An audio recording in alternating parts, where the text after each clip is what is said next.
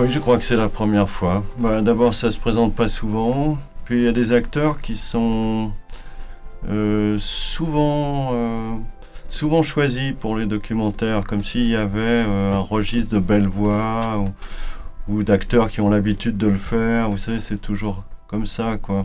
J'ai souvent entendu des documentaires avec des collègues, d'ailleurs avec des voix magnifiques et des commentaires très bien faits. Mais moi, on m'en a pas proposé souvent, donc c'est peut-être la première fois, effectivement.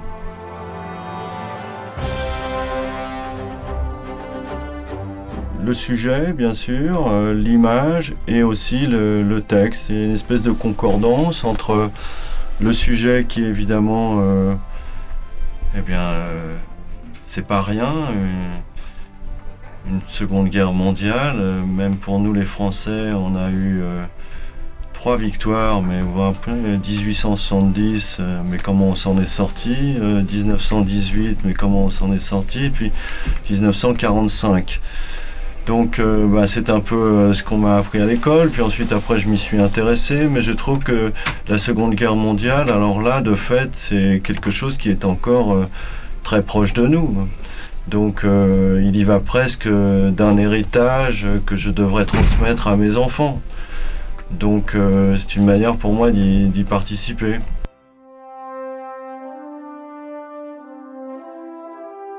Oui, j'ai entendu mon grand-père parler de la guerre de 14-18, j'ai entendu beaucoup mon père parler de l'occupation, de la résistance.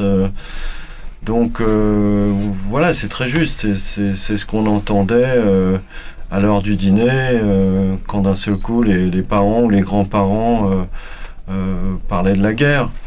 Moi j'avais été terriblement marqué par mon grand-père qui avait entendu un officier allemand mal parler à ma grand-mère, puisque nous avions un magasin de journaux, et alors cet officier allemand avait mal parlé à ma grand-mère, et mon grand-père qui était au lit depuis la fin de la guerre de 14-18, qui a été malade pendant 50 ans des suites de ses blessures, est sorti de son lit, a attrapé l'officier allemand et l'a pris par le callback et l'a mis dehors. Et ma grand-mère nous racontait qu'elle avait eu la peur de sa vie, convaincue que le lendemain les Allemands débarqueraient pour les fusiller.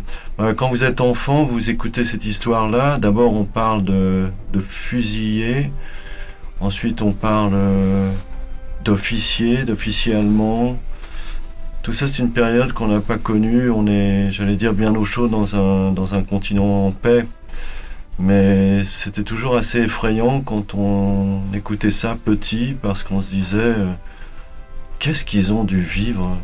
Ou même quand on nous racontait l'Exode, on était à milieu de pouvoir concevoir qu'est-ce que ça avait pu être. Donc c'était toujours intéressant.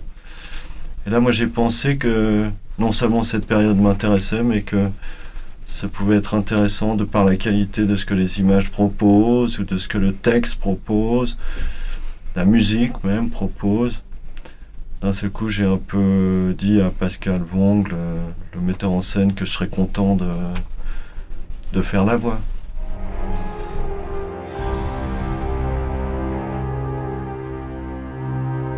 On peut comprendre les choses que si on le sait comment elles sont arrivées. Moi, ça me désole que quelquefois on oublie, ou qu'on dit qu'il est plus temps de parler de la guerre, de l'occupation, de la Shoah. Il sera toujours le temps d'en parler, parce que il faut comprendre que si nous autres, les hommes, on est capable d'autant d'atrocités, on en serait peut-être capable une fois encore. Donc le devoir de mémoire, c'est ça.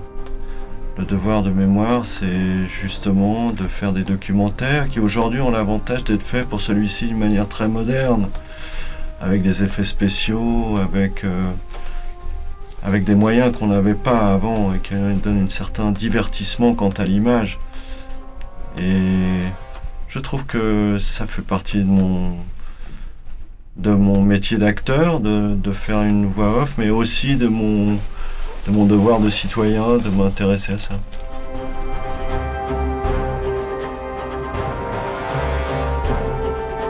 Ça m'a beaucoup aidé au moment d'enregistrer la musique dans le casque, parce que finalement la voix c'est aussi un son. Et donc la voix, elle doit entrer en harmonie avec la musique. Et bizarrement, quand je travaillais chez moi, je me demandais bien dans quelle tonalité je pouvais dire les choses, dans quel rythme je pouvais les dire. Et je suis arrivé ici dans le studio en disant je vais essayer une première fois, puis vous me corrigerez en termes de rythme, plus vite, moins vite.